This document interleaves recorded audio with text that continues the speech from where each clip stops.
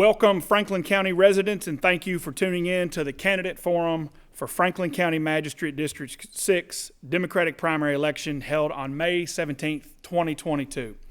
I'm J.C. Young, and I'm honored to serve on the Chamber Governmental Affairs Committee and your MC for this event. The office of County Magistrate is difficult to define. The men and women who serve in these roles wear a plethora of hats. They're expected to be economists, meteorologists, architects, attorneys, agriculturalists, public figures, and the list goes on seemingly forever. As you all know, the primary obligation of a county magistrate is to serve on fiscal court. Fiscal courts in Kentucky hold an immense amount of responsibility.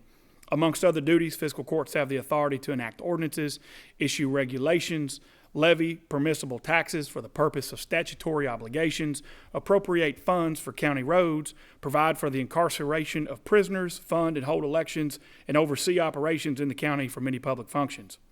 The office that you were seeking was created in our original 1792 Kentucky Constitution, and it's worthy of candidates such as yourselves.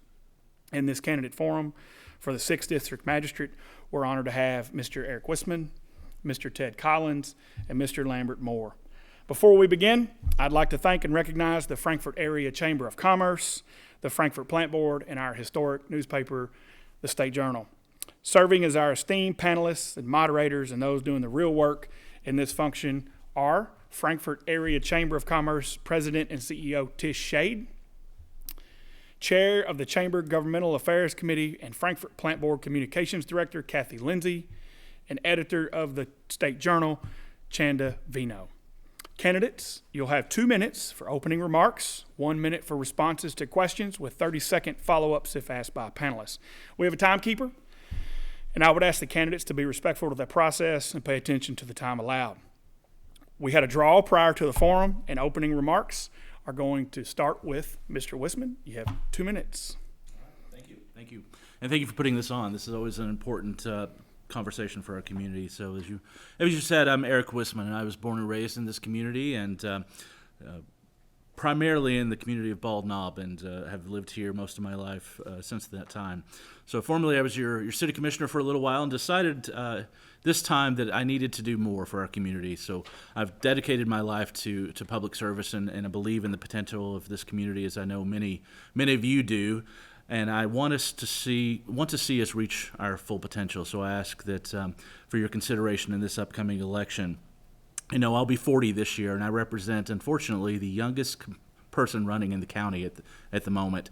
And I believe I represent the future of this community and the ideas that are going to take this community forward, and some of those visionary elements that are so desperately needed for our community at this time. So I ask for your vote and your consideration, because I don't believe we have time to wait another 4 years. Hoping for change in this community. Right now is the time for change. So I hope to be the leadership for change that our community needs. Thank you. Mr. Collins, 2 minutes, opening statements. Thank you. Thank the Chamber and Cable 10 and everybody involved here today. I'm Ted Collins, former county sheriff, former county judge. Been out of the government for a while. Miss you folks. Really miss you folks. I want to serve again, because I care about you. I have the most experience. I've probably been to more fiscal court meetings than any other candidate. And I just love this community so much, and love being a public servant. And this will be a full-time job for me. This will be my main focus. I will be available anytime, day and night, weekends and holidays. And you can simply reach me by calling or texting area code 502-330-0491. I was always available when I was county sheriff, and before we went 24 hours a day, 7 days a week, I always had my number available to the public, answered many calls of all hours and day and night, and I would continue to do that and serve the people of this community. I believe I'm the only candidate that's lived in the district all my life. My family's been in this community for about 200 years, and most of my family and I lived in this particular district that I'm running for. It's an honor and a privilege to be a public servant, and I ask for your vote on May 17th. Mr. Moore, opening statements, 2 minutes. Thank you for having me. Thanks for having this event. I am Lambert Moore. I am the current magistrate. I have lived in the 6th District most of my life. When I was a child, I didn't live there for a little while. And love the community, love the people of this community. And I've been the voice of reason on fiscal court for all my tenure, pretty much. And just would appreciate your support, your votes, and not a big talker, so I'll just cut it off there. We're going to start with Chandavino, and the first question is going to be directed to you, Mr. Whisman. These will be 1 minute responses for these questions, and Ms. Fino. Thank you, and thank you all for joining us.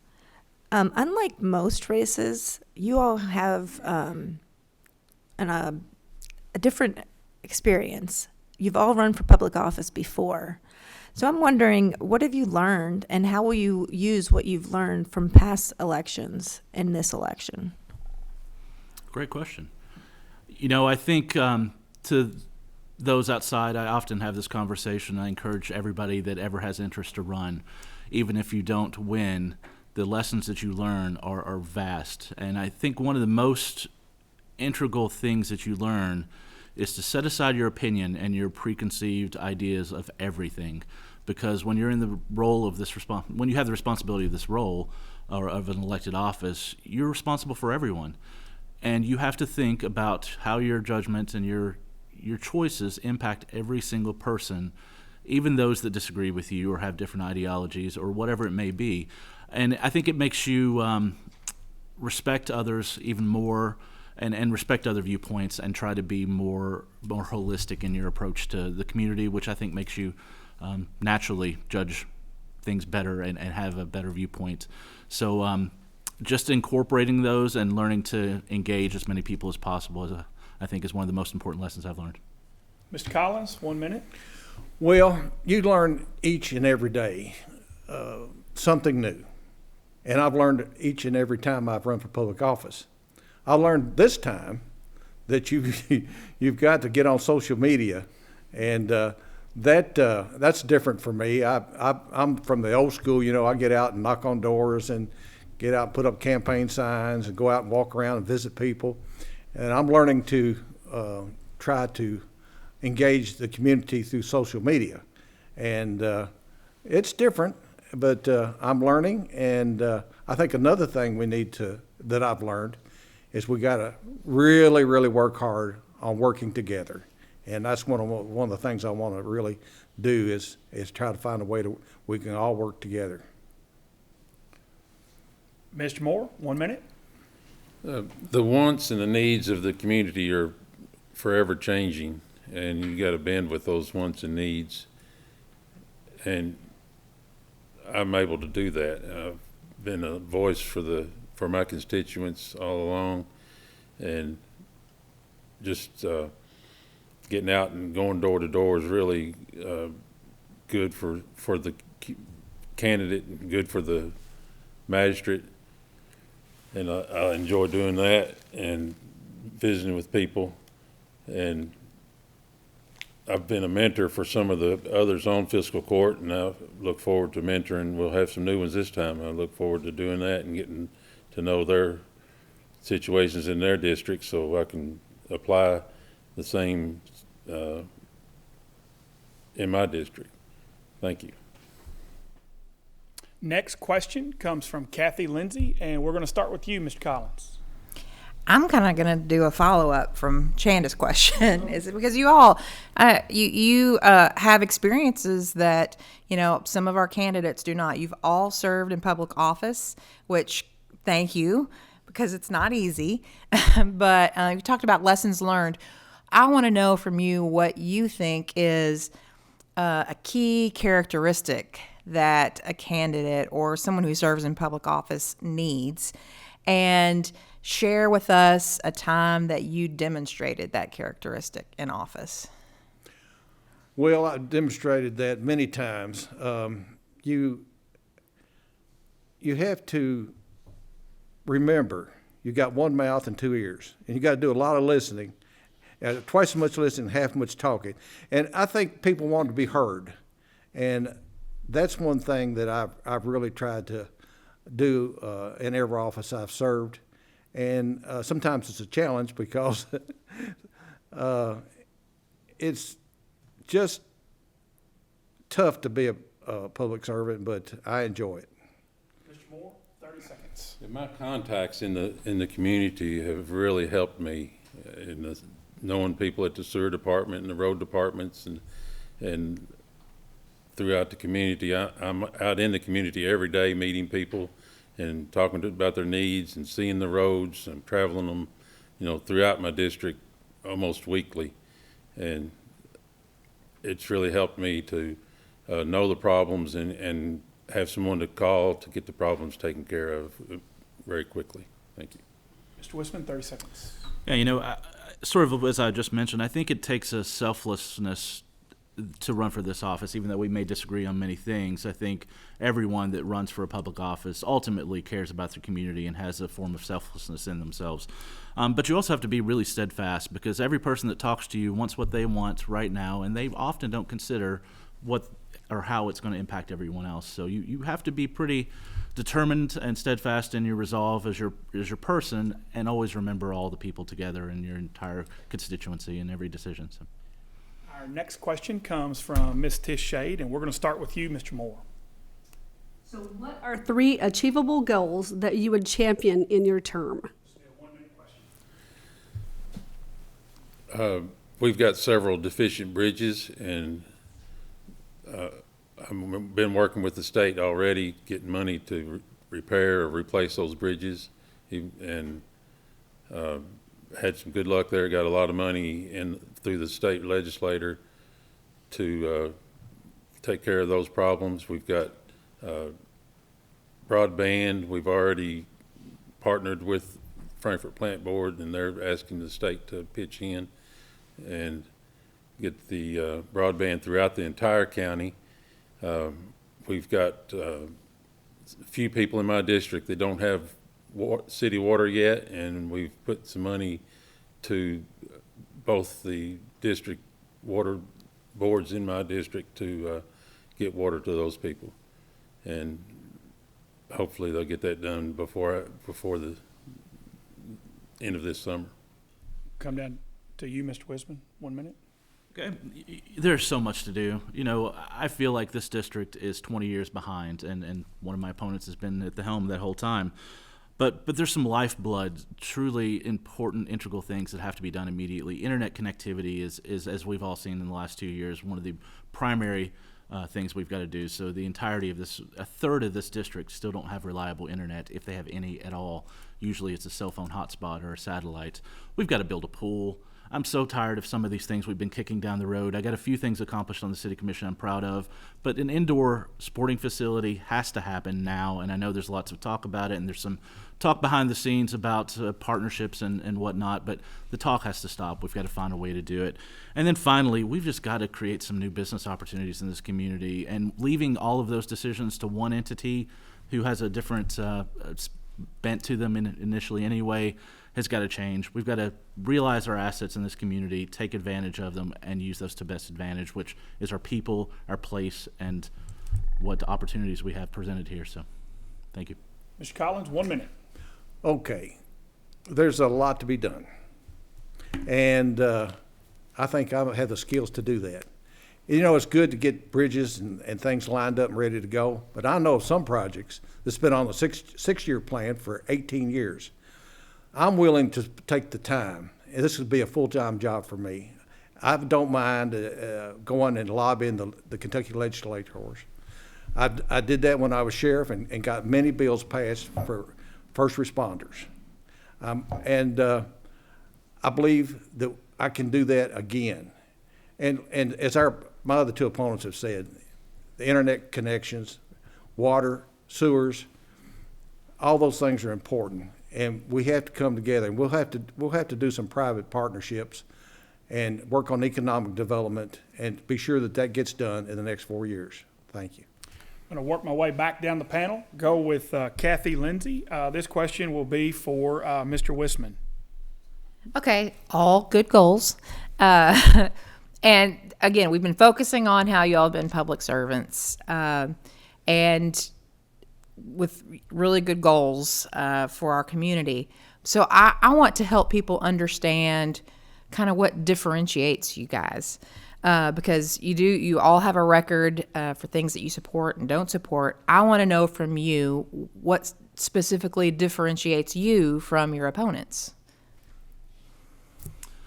Well, the main thing, Kathy, is these two guys have over 50 years in local government, and be a judge for yourself about their accomplishments or lack of. I'm brand new to this in some ways. I've served 2 years on the city commission, and I got a lot done. I was proud of several accomplishments that we made, things that have been languishing forever, like the plant board's water reservoir that is providing water to this entire county, the animal shelter, park plans, investment. I have tried my best to create planning and put things on paper with community input that we can run with and we can get accomplished and find ways to get them done. So I'm about identifying the problems, finding the solutions, and then figuring out how to do them. So my biggest goal is to take a lot of the things that we all know, things we've all said, and find ways to get them done, and use the resources available to us, whether that's lobbying for money from the legislature, finding private-public partnerships, or whatever it may be. It's about getting things done at this point and not kicking the can down the road for 20 more years. Mr. Collins, 1 minute. Well, thank you for bringing up that Lambert and I have been in office for a while, because I want to talk about one of those things. The courthouse. I was chairman of the project development board, and we built a courthouse around our 1835 existing courthouse. And we did it under budget after the initial appropriation had been reduced. And much to some people's concern, I went to the construction manager and the administrative office of court and said, let's bond this project for $100,000 less than the appropriation. They said it's never been done before. That's what experience, and that's what people who served in office know how to get things done at the best possible amount of funds available to you. And so I think that experience makes a difference between me and the other two candidates. Mr. Moore, 1 minute. Yes, I've already gotten close to 20 bridges replaced. I know about getting the money for bridges and roads, and I think the 6th district gets more blacktop than any 2 or 3 districts combined, because it's the biggest district. And I know the people at the road department, the state road department, and they'll bend over backwards for me to get things done. And I've gone to the state headquarters and lobbied for my projects, and just able to get the help we need when we need it. Got just lots of experience, and I can go out and look at the job and see if it's being done right or wrong. And built the new fire station and redid the building for the sheriff's office. I was on both of those committees, and that's it. Thank you. Next question comes from Chandavino. It's going to be directed to you, Mr. Collins. I know you all have probably heard this a million times, but do you think it's time to revisit the issue of a city-county merged government? And what benefits or drawbacks do you see towards that form of government? It has been on the ballot a number of times, and last time it was on the ballot, I opposed it, did a commercial with some other community leaders. My greatest concern is that the taxpayers would pay more money under a merged form of government. So that's my greatest concern, because the people of Franklin County are paying about all they can pay in taxes, and I would be opposed to any type of tax increase. So I would still take a look at it, but everything I've seen and everything I've heard, it costs more. So basically, I'm opposed to it until someone can convince me otherwise, that it's something that can be done for less money than it's being done under the current system. Mr. Moore? I opposed the merger the last time, and I still oppose it. I don't think the people out in the suburbs would be getting any better services. I know Lexington, the further out you live, the more you pay for your trash. The city has pay as you throw, and we don't want that in the county. The fire department our ratings is almost equal to that of the city. And I just don't think that at this time it would help the county people. And until I see something a plan that would, I'd be opposed to it. Thank you. Mr. Whisman, 1 minute. You know, I think Franklin County, the lines get very blurred here. Most counties, there's a very definite divide between city and county services, and boundaries in this community for political favors and otherwise are very blurred. But I truly don't think that there's any benefit to a merger, and I would not actively support it currently. More so, I see opportunities for the fleecing of the city's taxing district to take care of shortages that the county has experienced continuously. And even more so, I would see a lack of investment in areas far-reaching in our county, like in the far Schweitzer and far Bald Knob, where are already forgotten and often not invested enough. I would see the opportunity for that focus to narrow even more, as we see continuously a focus on our downtown core, which is needed and good. It's the heart of our community. But all citizens of our community that are taxed equally deserve equal representation and equal services. I don't think that would happen with a merger. Yes, ma'am. I have a follow-up question. Yes, ma'am. Many of the efforts by the city and county offices are redundant. And specifically, I'm speaking of like developers and builders who are frustrated that they have to go through both the city and the county and adjust to different rules.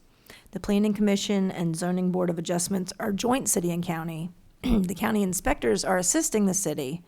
Do you support a joint city-county planning and zoning office? Start with you, Mr. Collins, 30 seconds. Well, I believe they can work together. I know they are now. When I was judge, they worked together all the time.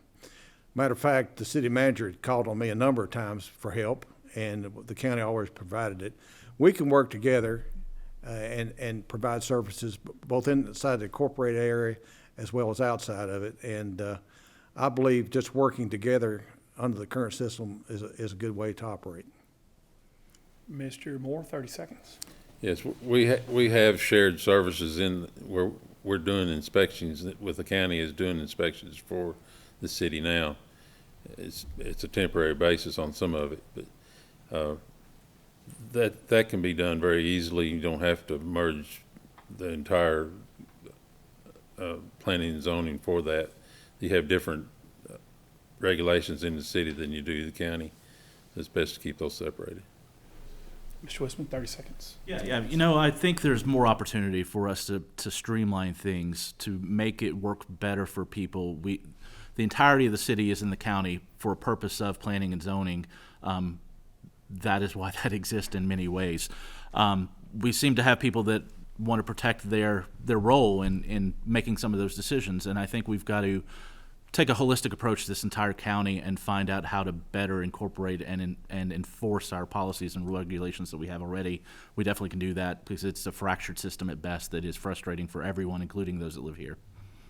Our next question comes from Kathy Lindsay, and it's going to be directed to you, Mr. Moore. You'll have 1 minute.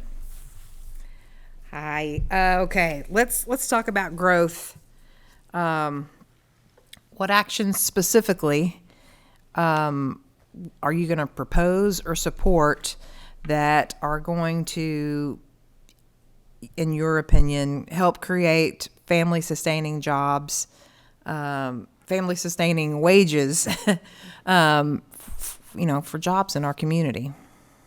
And then I have a follow-up too, but I want to hear everybody's answer first. Well, we need a new industrial park, and to get that, we're going to have sewers throughout this county, and sewers going to Farmdale and all that is a must. And you'll get your jobs if you get your new industrial park, get some more businesses in here. And we can facilitate new businesses by a TIF, tax increment financing. And we've done that, and I've always been a supporter of that. But fiscal court has been turning down the development, and I've been on the other end of that. And we need to let these people build these factories and more higher paying jobs than factories. That's my time. Thank you. Mr. Collins? I'm sorry, Mr. Whisman will come back this way. I apologize. Mr. Whisman, 1 minute. You know, there's something that no one takes into account when they're talking about our community and comparing us to other places, and that's our topography. We are a community of valleys and hills. That directly impacts what we can do here, and we can't just surface build industrial parks all over the place because we don't have the land. The truth is Buffalo Trace and some other places are looking at other locations because we don't have the type of land that they need and want to develop here. So we need to think outside of the box a little bit about what type of development we can have here. We have an educated population, we have a college, we have low cost of living. We have lots of buildings that the state has emptied out recently and otherwise that can be redeveloped to start things. We need to focus on using what assets we have here to develop small business startups, to be a beacon for this whole state for small business investment, tech businesses, things that can start slow, easily, with little cost, can have a great climate here, thank you, bless you, and really build something unique that isn't happening all around us. So I'm interested in that kind of growth. We'll need some time for the sneeze. Mr. Collins, 1 minute. Well, one of the things that we have a challenge here in this community is the workforce. And when I was sheriff, we had a job fair, and all not all, but many businesses and factories, we all came together at Kentucky State University and put on an all-day job fair. And you know, I think I mentioned that in Meet the Candidate, Kathy, when I was talking with you, that we need to get, as community leaders, we need to get back into schools. And I would want to talk with all the 3 superintendents and the president of Kentucky State University, and I would volunteer my time to go in and talk about what you need to do, and even in our vocational schools, to stay here, get educated for these jobs, stay in our community, live here, work here, play here. And I just think we need to get our students, juniors, sophomores, seniors, and college students interested in staying in our community and providing a workforce here.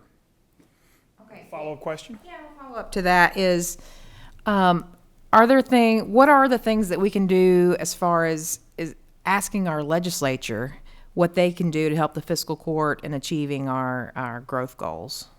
We're going to start with you, Mr. Moore, 30 seconds. Well, I think fiscal court needs to partner with the city and the legislator and maybe even KSU or the schools to get a swim, play, Frankfort type thing going here to keep our young people here and keep our swim teams from having to go to other communities to practice swimming. But I don't think the park is the place for that. I think we need to partner with those other 2 or 3 entities to get that done, to keep people here. Thank you. Mr. Whisman, 30 seconds. Great question, Kathy. Something that's never been done that we should be doing. The majority of our workforce works for state government. We need to work on incentives with them. The state government has not been investing in its employees in decades. We know the most recent raise is the most significant that's happened in 10 years. We need to find some alternatives and ask the legislature to help us with some of those. We can give tax deferments, abatements, and other things for people that want to buy and invest in this community that work for state government. We need to look at how we can help with the taxation of those state employees that are all paying local sales taxes but not maybe living here. There's a lot of work to do there. Mr. Collins, 30 seconds. Too short of a question. Working closely with state government and the Kentucky legislature. You know, the city of Frankfort gets a annual amount of money from the state because they provide services, fire, police, ambulance. You know, and we should get in there and lobby for the county government to get some funds from the Commonwealth of Kentucky, because the Commonwealth of Kentucky, you know, fiscal court and the county government in general has coextensive duties with Commonwealth in regards to our court system. And so that's one thing we need to be looking at. Our next question comes from Tish Shade, and this is going to be directed at Mr. Whisman. Okay. What is the role of Kentucky Capital Development Corporation to fit in with your vision of economic development for our community? And would you support the fiscal court's continuing funding of this organization, yes or no? Just yes or no? And then you could follow up. Okay. I wouldn't invest in KCDC anymore. I think it's proven to be an outdated concept. All around us, there are active roles and groups and organizations that have been developed by communities everywhere surrounding us. And yet we continue to focus on one organization to do everything for us. It has a staff of 1.5, essentially. We need to split the roles up. The city really needs their own, and I'll speak because I have experience on potentially both sides here. City has a different focus than the county does. City has, you know, a defined area with only so much land and buildings in it. The county is very different. I think we need organizations that are going to be focused on different areas of development. Maybe one is industrial development, like KCDC was started as. Maybe one is tech and startup development, like the new business center at KSU to help with that. Maybe there's some other things that we need to focus on. I think we're putting all of our eggs in one basket and getting very little in results for it, and we've got to reevaluate. We can't stick our head in the sand anymore. You know, I was looking at the wall outside thinking, we used to be on the forefront of this community. We were the first with a water system in the country. We were one of the first cable television groups anywhere. It's time for us to think like that again. Mr. Collins, 1 minute. Well, yes, I support KCDC, and I think they do a good job. There's been some bumps in the road, of course. You know, any entity will, and we're elected officials, public servants, and you know, we're human, and so we can't do everything perfect. We make mistakes, and there's been some mistakes made there, and now I think they're back on track. They got a good board. I think they do a good job, and I support them, and I would continue funding that entity as well as Downtown Frankfort Group. Mr. Moore, 1 minute. I support KCDC. Franklin County is a difficult place to recruit to because of the river and all the valleys. We don't have the real estate that Shelby County has or Fayette County, and we don't have a Toyota here. But so you need those people to be out trying to find people to come here and build their whatever. And I think development of the river is key to is something that we don't do enough of here in Franklin County. We have to use this, make this problem into an asset, and the industrial park is full. The difference in the city and the county is city's looking for infill and the county's looking for a place to build a park. Our next question is going to come from Chandavino, and that's going to be directed to Mr. Collins. The fiscal court is responsible for promoting economic development and to also preserve our unique historic natural resources. Do you support Buffalo Trace warehouses locating in Peaks Mill? What a tough question. 1 minute. I support Buffalo Trace building warehouses. I think we need to sit down and look at the best location. You know, I don't know how far from the creek, Elkhorn Creek, which is a very great natural resources community, that they're proposing. And the three of us should probably be careful about what we say about that, because one of us is going to be on the court and one of us is going to have to vote on this. And there's some legal complications here if you say too much about that at this point, because all the cards are not on the table, so we don't know exactly what we're talking about in great detail. I don't even know the exact location other than they say the Peaks Mill area. So I would have to know a lot more about that before I could really give you a informed decision about that situation. Mr. Moore, 1 minute. Yeah, I really can't say a yes or no on Buffalo Trace because it hasn't come before fiscal court. And if it had, I still couldn't because it'd be counting votes before the vote. And that's something we don't like to but, you know, they say the Peaks Mill area. I don't even think it's the Peaks Mill.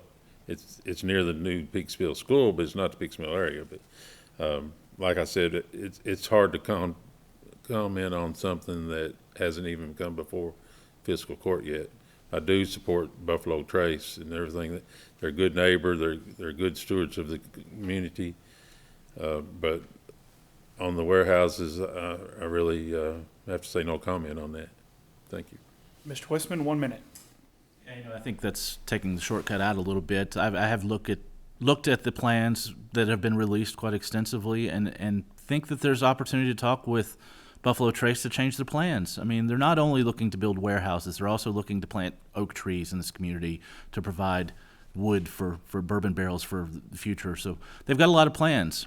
What I am excited about is we have a comprehensive planning process coming up, and if anyone doesn't know what that process is, the citizens of this community are going to get to decide right now, this year, going on right now, where we develop in the future. Where as a community we envision development happening. I want to protect the Elkhorn Creek. It's one of our best assets along with the Kentucky River and Benson Valley. It's an underutilized resource that goes through this district.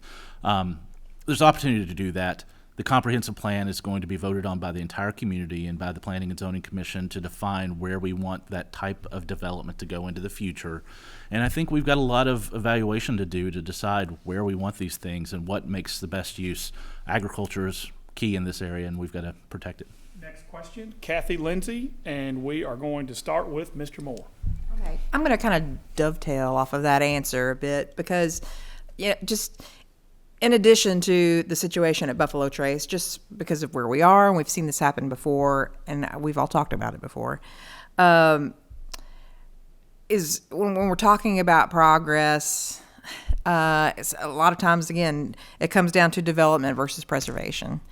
And what do you think is more important to our community when it comes to, what our strategic goals are when it comes to development versus preservation? And then how would you, most of you will say that, well, you have to have a balance. How do you find that balance? How do you determine what that balance is? Well, it's very important to preserve our countryside. You don't want big barn right next to your house or in your view, or a big warehouse. I think Buffalo Trace should maybe play with some more pleasant colors than just all red barns. But you don't want an accident like they had at Wild Turkey, where you got whiskey running into the creek. We definitely don't want anything like that.